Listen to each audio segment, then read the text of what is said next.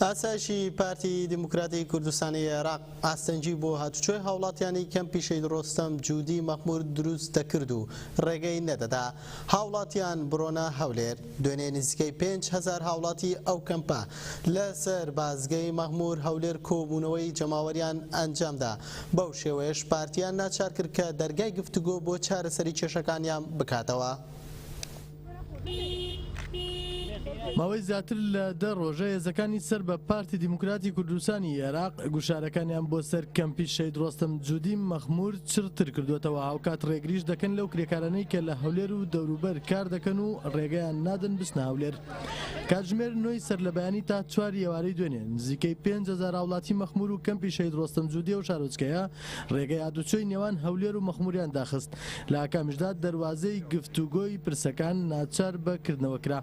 چەند بەرپرسێکی وەزارەتی ناوخۆ لەگەڵ نوێنەری خۆپیشاندەران کۆبوونەوە و لە کۆبوونەوەکەدا 19 خاڵیان تاوتوێ کرد کە پەیوەندی بە لابردنەوە ئاستەنگیانەوە هەبوو لەسەر کەمپەکە دانراون. هەروەها ئەمڕۆژ نوێنەری خۆپیشاندەران لەگەڵ بەرپرسانی وەزارەتی ناوخۆ و بەرپرسانی پارتی کۆبوونەوە لەو بارەیەوە ڕۆژنامەوان مەزلوم ئامەد بە ناوەندی دەنگ و باسی ستێرک تیڤی ڕاگەیاند شاندی کەمپی ڕۆستەم جوودی دوای دانیشتنیان لەگەڵ بەرپرسانی وەزارەتی ناوخۆ و بەرپرسانی پارتی گەڕاونەتەوە کەمپەکە وتیشی ئەم شەو دەستەی بەڕێوەبەری کەمپی شەید ڕۆستەم جوودی لە مەخموور دانیشتنی خۆیان ساز دەدەن و پاشان ئەنجامی دانیشتنەکەیان لەگەڵ بەرپرسانی پارتی بۆ ڕای گشتی ئاشکرا دەکەن.